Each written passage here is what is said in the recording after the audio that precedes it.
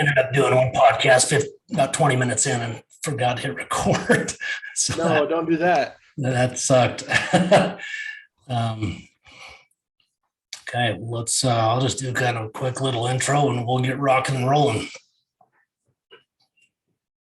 Sounds good. Hey, folks, welcome back to Life After Addiction and Indictment. For those that are new, we appreciate you coming to the show and listening. And, we're here to bring you value, things that will help you if you've been stuck in your life, or you've got something in your past that's kind of holding you back, whether it's addiction, whether it's issues with indictments, the law, really addiction of any type, or if you've just, been through anything that's really caused you trauma to lose your confidence, and or even your identity, which is two of the things that really set me back for a long time. I'm excited today because I've got a gentleman by the name of Daniel Martinez joining us here today, who's got a successful business that I want to talk to him about, that hopefully we're going to be able to share some things that he's learned and having success with to kind of inspire you and help you see the value of how you can reclaim your life through entrepreneurship. So appreciate your time, Daniel. Welcome to the show. No problem, man. I appreciate you having me. I think I really wanted to be on this podcast because it's a sore spot for me. And I don't mind talking about sore spots, but it's one of those things where I transitioned through and I'm better for it. So I'm excited about this one.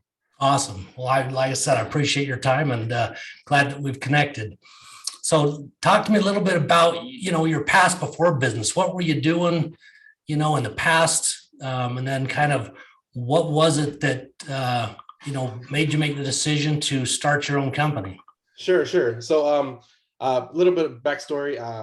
I turned 30 like Sunday. So I turned 30 years old in a few days. Oh, awesome. I have a son that just turned 30 on the 9th. So yeah. What, the Monday before that, I think. Yeah. So just a week ago, this last Monday. Yeah. Yeah. I turned 30 in about 4 or 5 days from now. So it's kind of cool, but cool. It's been an interesting journey. It's crazy. So I started, I used to load trucks. One of the first jobs I had was loading trucks, load trucks for a couple of years.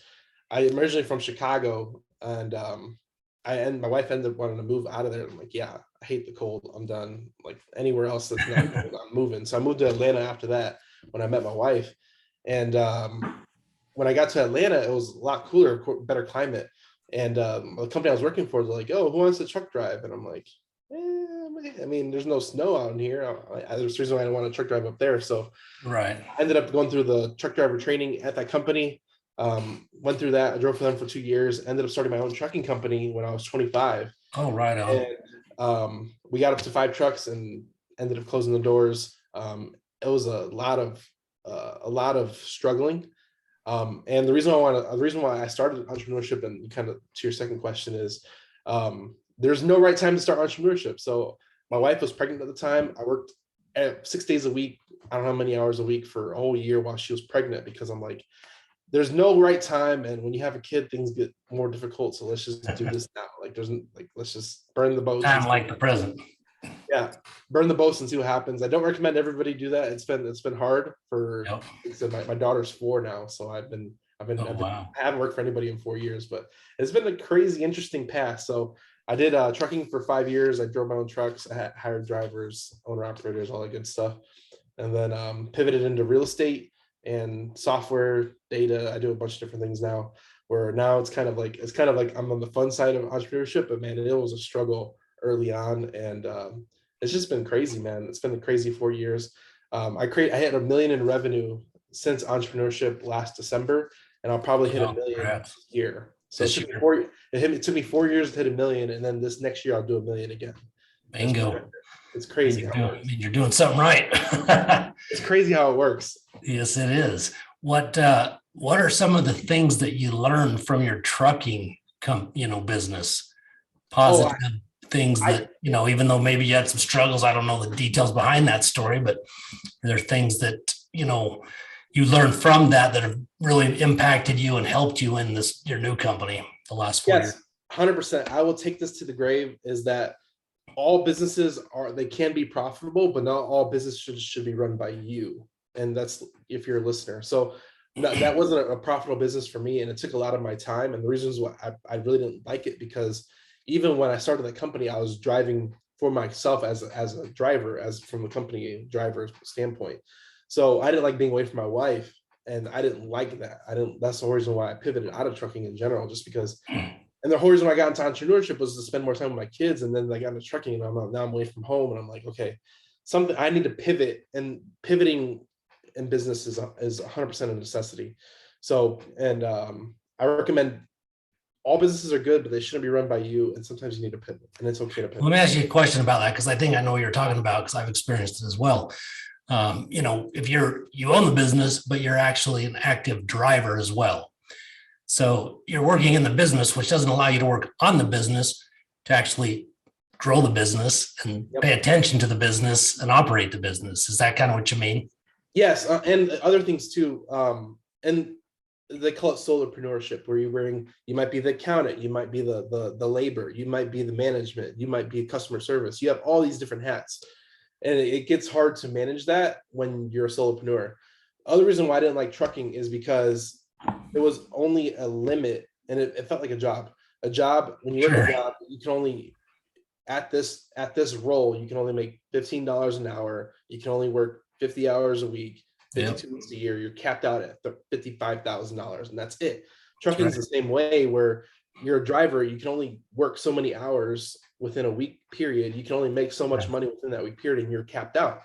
So it really limited as far as like how much money I could make. And the only way to get out of that was hire drivers, and employees. People is the hardest part of business. So it got difficult. And with trucking, you need capital to even make more money in that way, just because you need another vehicle. So it was really capital intensive, people intensive, and it just wasn't for me. Yeah, no doubt about it. I can't imagine the cost of trucks, even if you're leasing them or whatever, it's got to be very, very capital intensive, like you said. And as entrepreneurship, from a solopreneur to growing something, there's a balance there, because that's what holds a lot of people back, in my opinion, from chasing it. Number one is fear, first of all, but also you do oftentimes have to, depending on your situation, if you got a bunch of capital, and then you can hire specific people, great. But oftentimes you are starting out as a solopreneur. The key is knowing when to take those next steps, to start delegating and spending the money that will give you the return by hiring people to take over certain roles.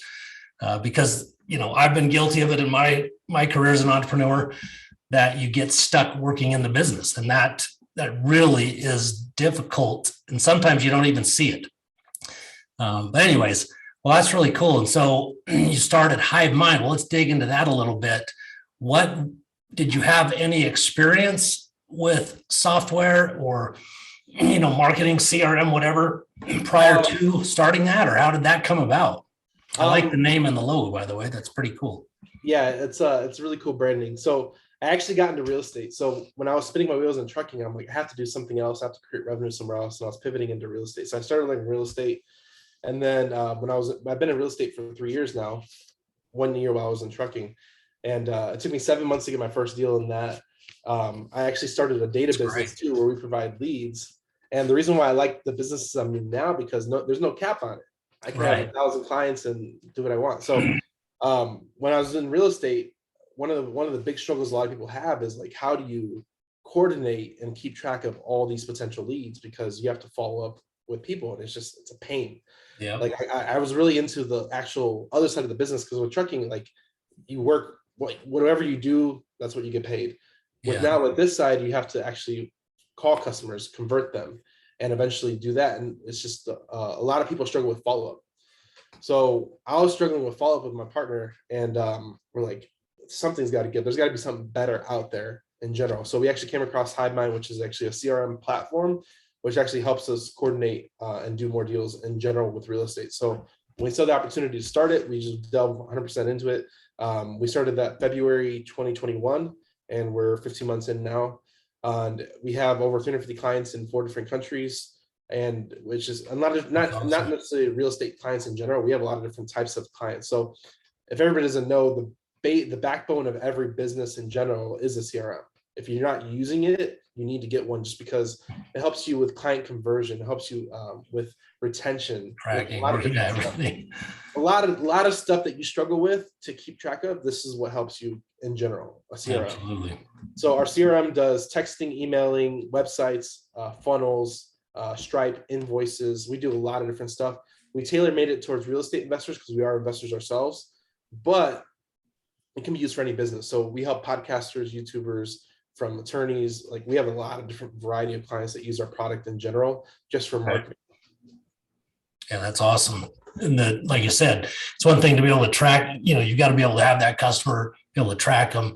And then, one thing that's obviously huge in business these days, and that allows you to really do a lot more volume in business, is the automation. The more you can automate, the better off you are, in my experience. And then it's doing a lot of the follow-up for you automatically, which is huge, but then it does take that human touch, and then you get involved in, close the sale or whatever it is that you're doing. So that's awesome. And Hivemind, so Hivemind, like you mentioned, it sounds like works for all sorts of different niches. It's not just 100% for real estate, correct? Yeah, 100% real. Like I said, if you need help automating your back-end businesses and processes, Hivemind can help you. It doesn't matter what business you're in. So like we've helped podcasters convert and bring in their clients, because one of the big things about business in general is you need to find your tribe and customer base. Yep. So, and you need to collect those leads organically. So we help you track and get leads organically using our system, using texting and web landing pages and all this. There's a lot of different techniques, even Facebook groups. And can you post out of it? Can you post out of it to social media and stuff like that as well? Yeah, it's a new feature. We're able to post on Facebook and Instagram right now. We're working on capabilities with Twitter and stuff like that, but you can schedule posts. So can you go in and, you can schedule it, so you go write a month worth of posts, schedule it when you want them to go. Sweet. Yep, 100%. Yep, awesome. That's what it's all about. And we have an app capability, so people can do this on the fly. So you don't have to be in front of the computer to nurture those leads. Another one of the big cool things is we integrate with Google My Business. So if you can automatically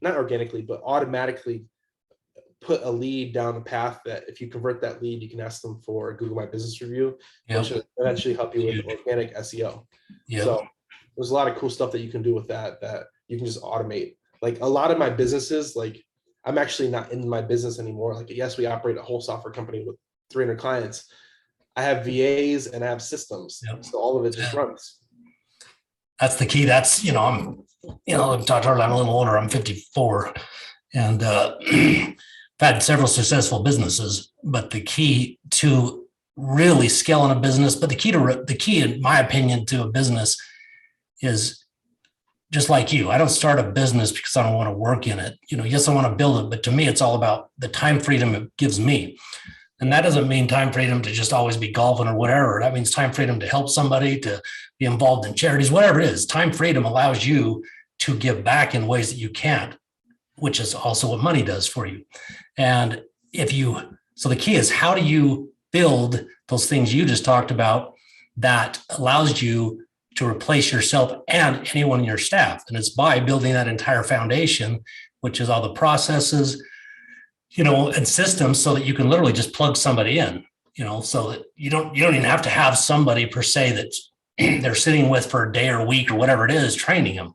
The way the business I've got now, one of them is, everything's all recorded. So we plug somebody in, they know what their job description is. They go through the training literally through videos that shows them exactly what the person in their position does. And it really saves a ton of time as well. But that stuff's, to me, that's the most important thing. And where, the defined balance, I believe, and I'd like to get your input on this, is, when you start a business, the best thing you can do is, to create cash flow. It's all about sales. It doesn't matter what business you're in, or create deals.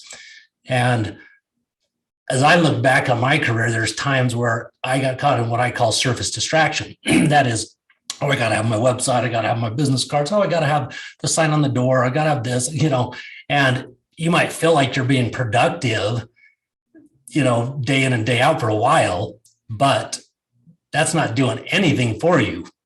And so you've got to be able to focus on getting deals, and then at the same time, starting to build these systems and process and building that foundation, because that foundation is really going to be the key to being able to duplicate, yourself and others to be able to really scale something. Yeah, it's revenue generating activities. Everybody thinks they need an LLC and a logo to just get started. But you don't need any of that. Technically, all you need to do is get your sole proprietorship, and you got your social security number, and you're good to go. And you can start doing business and worry about the business stuff later on. You can even hire that out to get that stuff done.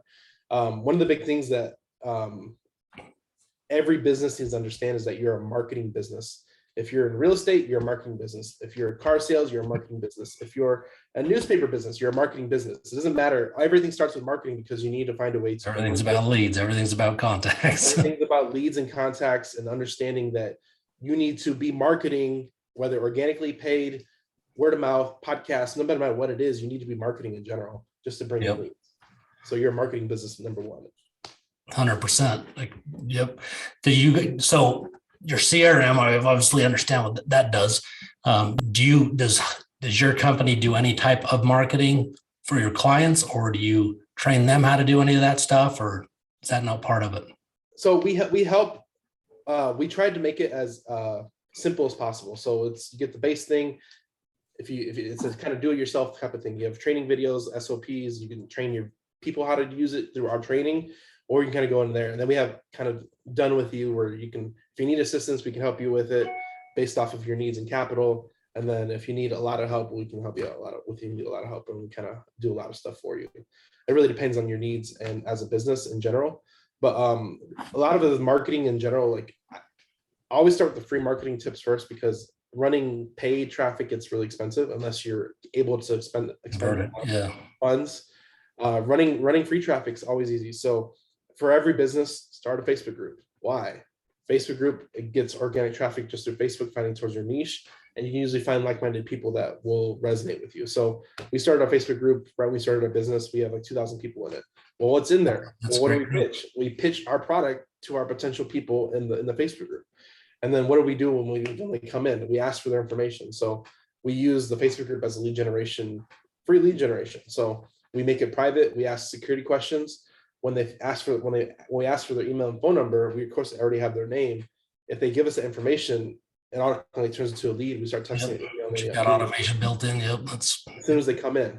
Then we use text automation, because our system does texting. So you ever see those text keywords to this number to come in? Well, if you're interested in Hivemind, you can actually text me at 210-972-1842. Just text the keyword Hive or course. It's going to send you an automation, invite you to the Facebook group, invite you to the YouTube channel. And now if people pull to their phone and text it in, now we're getting free leads that come into our system in general. So we always push people we never actually ask for the direct sale. One thing is you need 7 to 12 points of contact to convert a lead in general. So we don't ask for the point of sale for anything. We let people come into it in their own fashion. So check out the Facebook group, Hivemind CRM. Check out the YouTube channel, Hivemind CRM.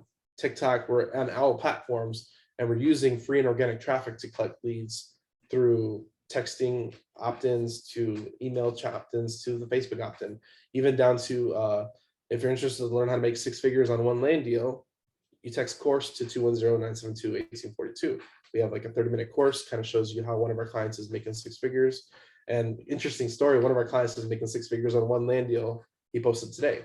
So it's stuff that works, and it's just good stuff. That's for sure. And it's, I've done a lot of real estate. I've done a lot of, I used to teach social media marketing to realtors.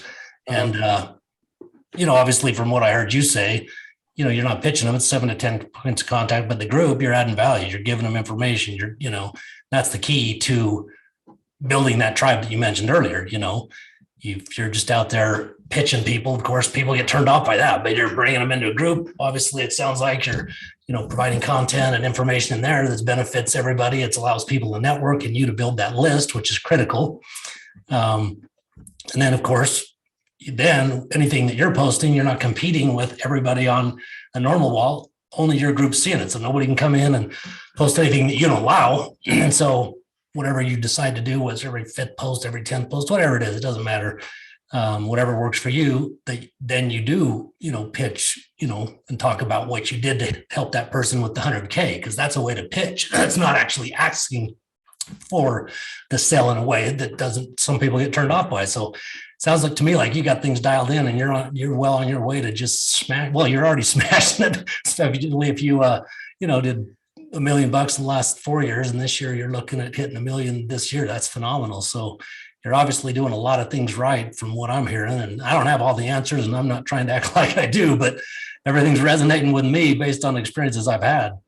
So that's awesome. It's really cool. Like a lot of what we do is people. There's a lot of people out there that are just lost and looking for a place to create a better future.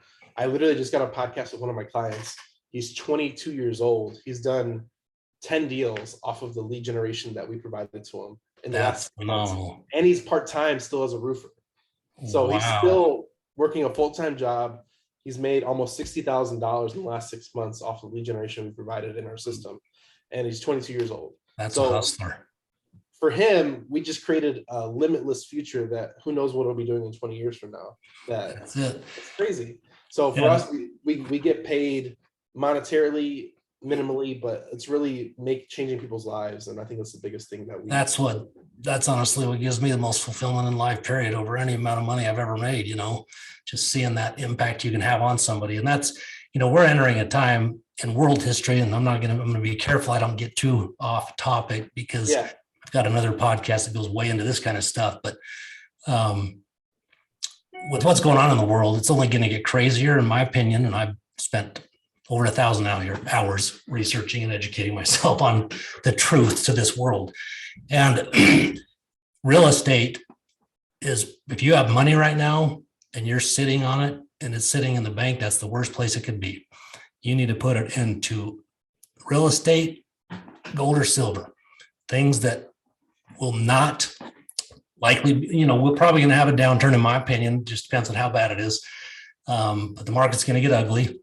And once again, this is my opinion. People don't need to buy into it. So go do a little research on your own. But we are going to have some major food scarcity. It's coming. It's already impacting people in certain places. If you have a baby and you're using formula, you already know it's impacting you there.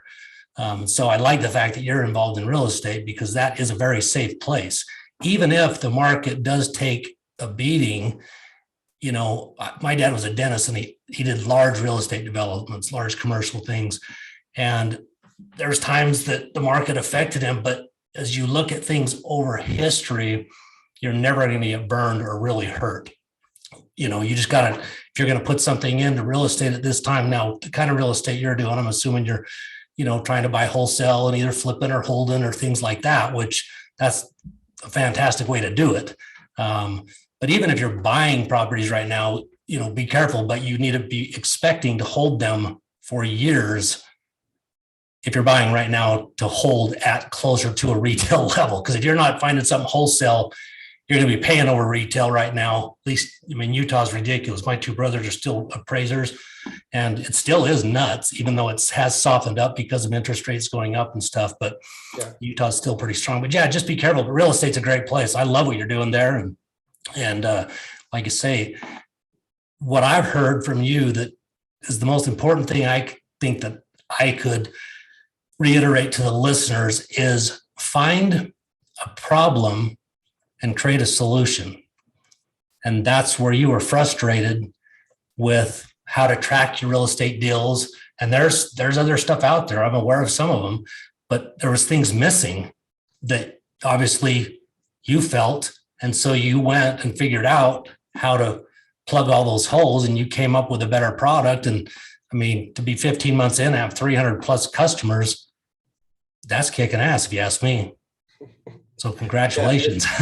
It's cool. Like I said, I'm really glad, like with the amount of customers we have, because like whenever stuff happens, it's like, I'm really glad I don't have more customers, because it's just, it's the way in the good and the bad side of it. But I'm really excited. I think we're making a lot of impact with listeners or with our clients in general. It's really being part of community, because like there's real estate transactions being happened between our clients that I'm not even making money on, but it's just Right. But you're providing that network for, which is value to all those people that, are your tribe basically. So that's huge value. And whether you don't make money on that or not, my experience has shown me that you can call it whatever you want, karma, whatever, you're going to make more money because of it, because that's just the way the law, in my opinion, works.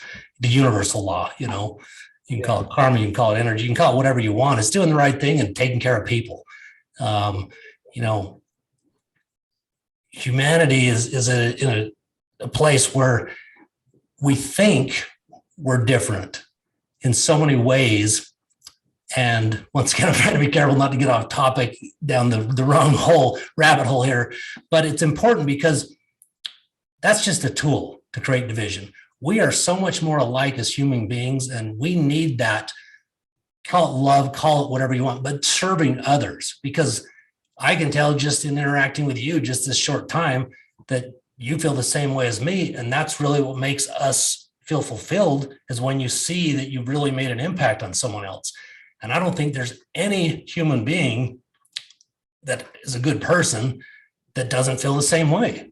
And if we could all just focus there instead of getting caught up in all this garbage that's thrown at us, we could really, really make a big difference and change this world, Well, it's like like no one appointed me as overseer of this land. I kind of created it, and people came, and I put people in the right direction. I love that. That's so cool. Yeah, that is great, man.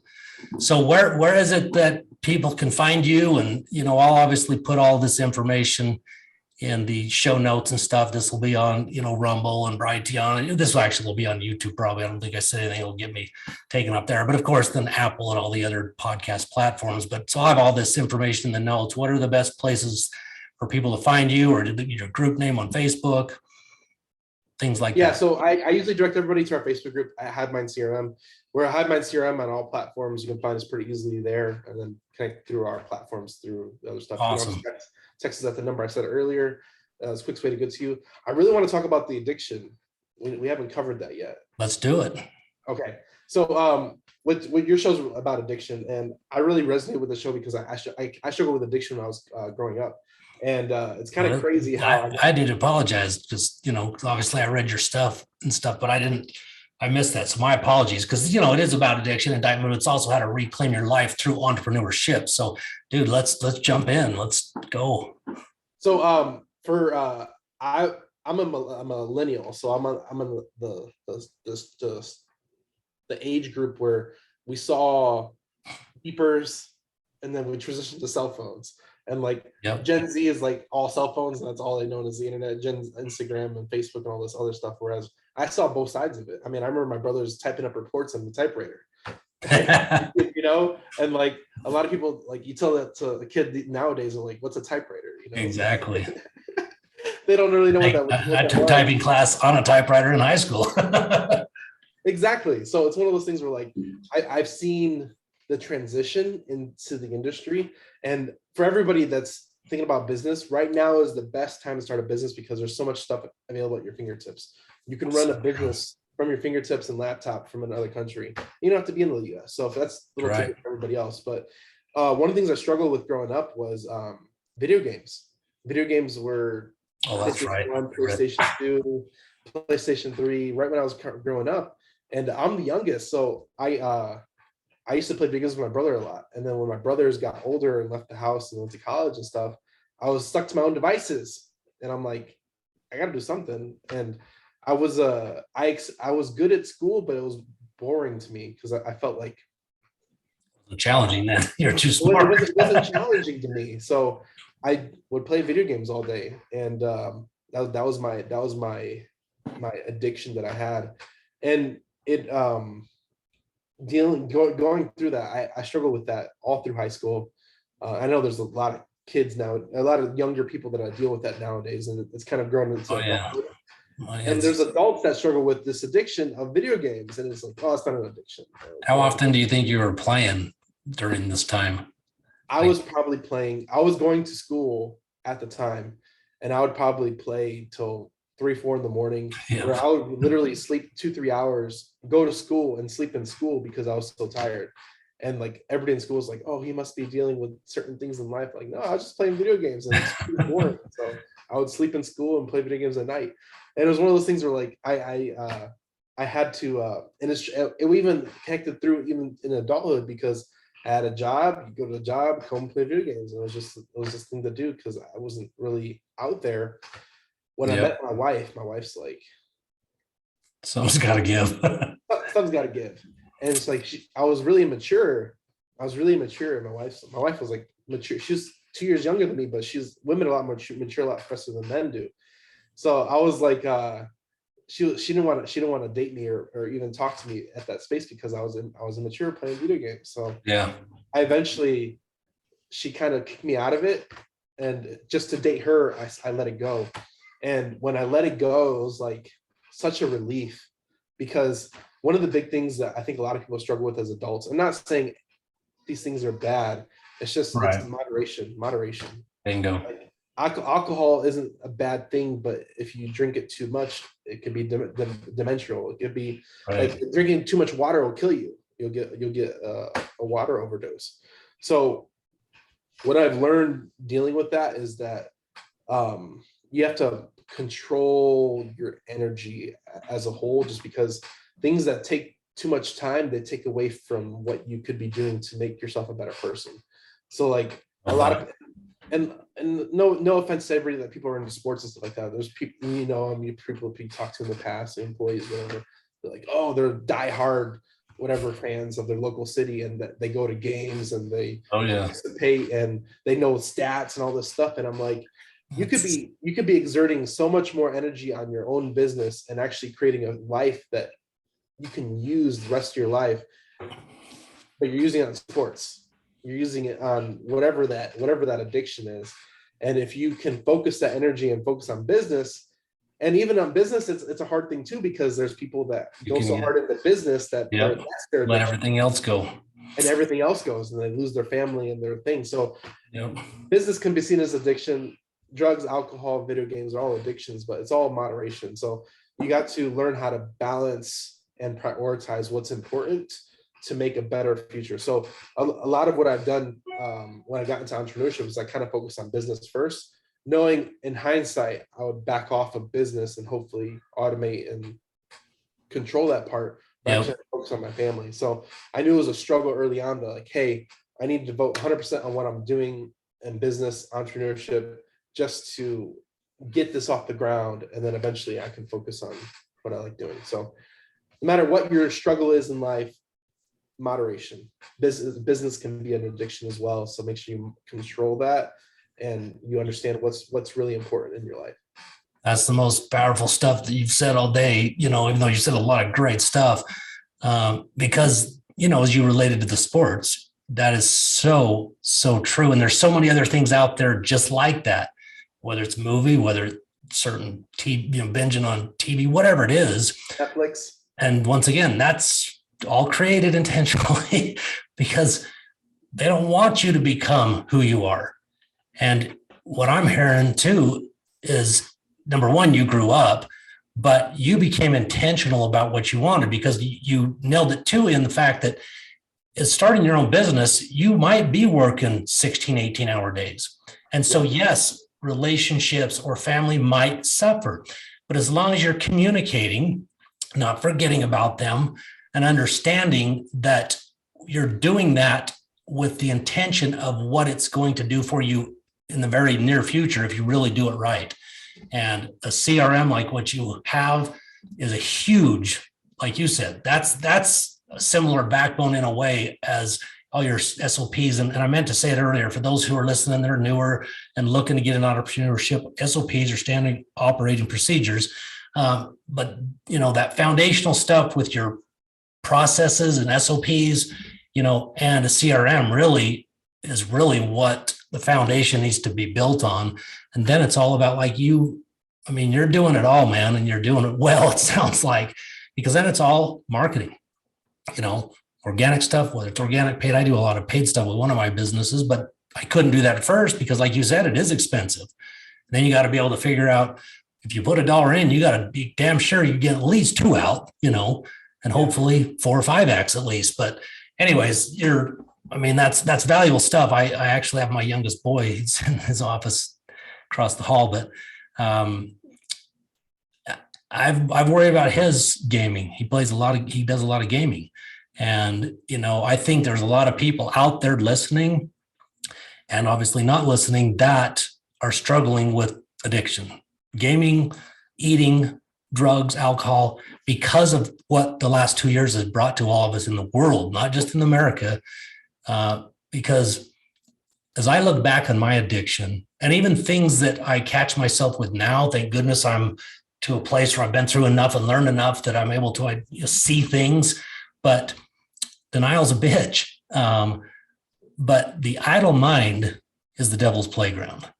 Yeah. And when we're sitting, if you were on lockdowns or whatever it was, that is the most horrid place to be, because it is setting you up to create horrible habits, like gaming, nonstop, or eating like you normally wouldn't out of boredom, And so paying attention to yourself and becoming aware of your thoughts is huge, because depression is a bitch. And, I don't know if you fought that, but I've been in pretty dark places a few times in my life too, where I was actually suicidal one time. And it's so easy for the mind to buy the story that you think of or the situation you think of and allow your mind to grab onto it and continue to build stories around it, which then just takes you a spiral down to a darker place. So if you can channel, if you can pay attention to that, understand that thoughts are just things, and they're not good and they're not bad. They're just thoughts. And we all have our thoughts and our beliefs based on the life experience we've had. Frankly, really, nobody's right or nobody's wrong. Sure, you can get down to certain things and there's truths, but just be aware of that, because that can be that was the biggest thing that held me back after what I went through in 2009 and 10, that I've talked about on past episodes. And, when you get yourself into that place, it becomes a handicap that's really debilitating. And then if you layer onto it, depending on your past, if you lose your confidence, if you lose your identity, everything starts between the ears, and so I love your story, because I can see just in hearing the things that you've shared today, and dude, I can see it. You honestly, I feel like you radiate like positivity, man.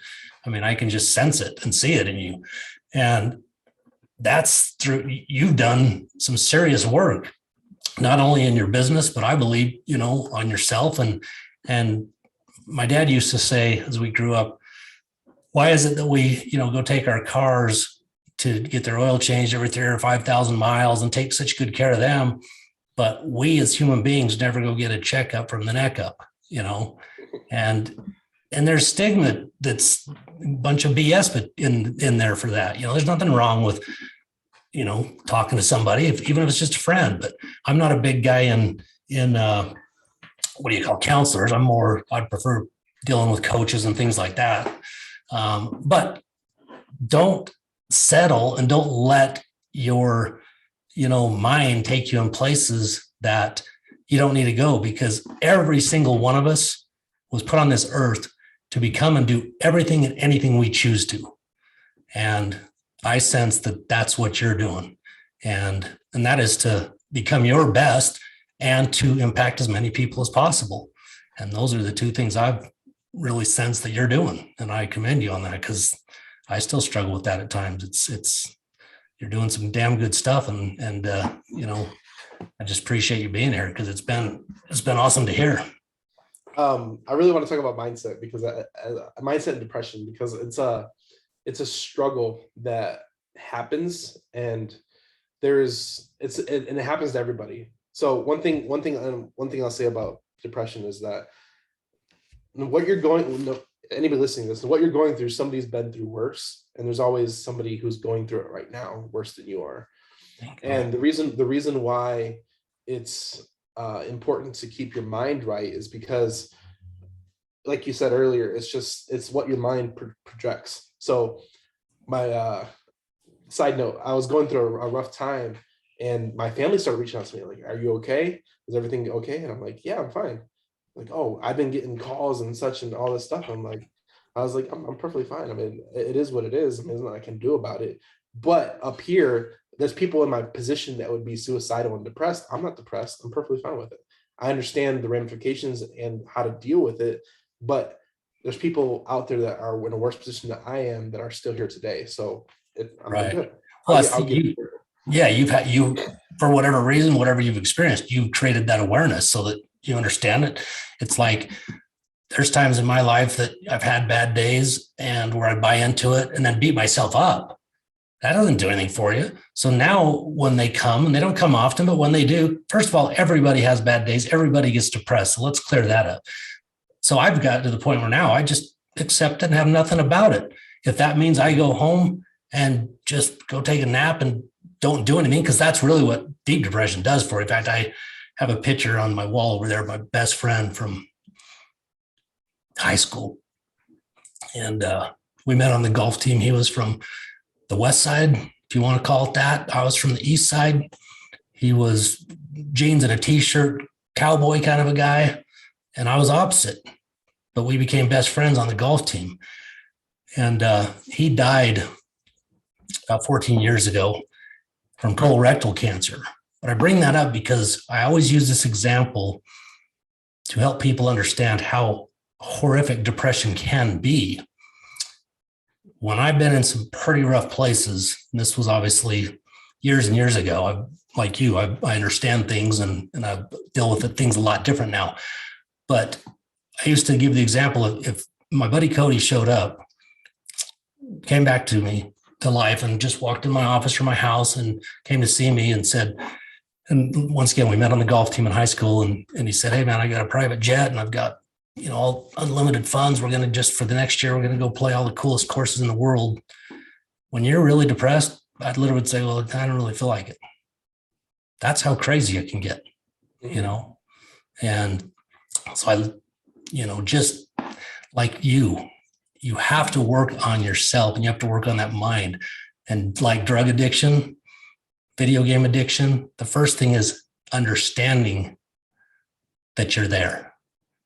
Because until you understand it, admit it, you can't do anything about it. Because you're in denial and you're just making excuses. But I mean, you got a lot to share with the world, my friend. And there's a lot of stuff that I really appreciate you sharing, because like I said, I can just sense that you're doing a lot already, but I can literally feel it, dude. It's just, you have that kind of that charisma that attracts people, and just keep it up because it's badass. So one thing I'll say before we end it, but one thing I'll say is that as you grow up in entrepreneurship, the problems don't go away; they just get bigger. So I heard somebody say that is that I want to be in a position where I can deal with $1 million problems. Yep. Where people might be in a position where they're dealing with a light bill, it's $100 problem or $200 problem. There's people out in the world that deal with $1 million problems in the daily, and I want to be in that position. So understand that, yes, your problem is a problem, but it's a problem at your certain stage. So you need to break through that barrier to the next level where it's no longer a problem. Like running a business, payroll could be a problem. Yep. You got to pay your employees first before you pay yourself. But there comes a stage where you break through that next wall and you're dealing with bigger problems. So the problems don't go away, they just get bigger, and you realize that your team and your mindset is important to overcome those next barriers that you always come up with. So I have problems I've never dealt with that I'm dealing with now, but I understand there's another level to it and I know how to overcome it. And that's where coaching and counselors come into play, because there's always people that understand and have dealt with that problem because they operate at a higher level. Exactly. And if you weren't able to see that and hadn't learned that through the experience and coaches that I'm sure you've had, it would be affecting you in a way where it'd be stressing you out. Yep. That it would be paralyzing you in ways, or creating anxiety and fear in ways that wouldn't allow you to push through to make it. And so, that is huge. So, dude, like I said, I appreciate your time, and this has been great. And I'd like to stay in touch with you and see what we can do down the road, not only to help more people, but maybe it'll be something that we can do together as well. So appreciate it. Sounds good. And we'll be in touch. All right. Sounds good.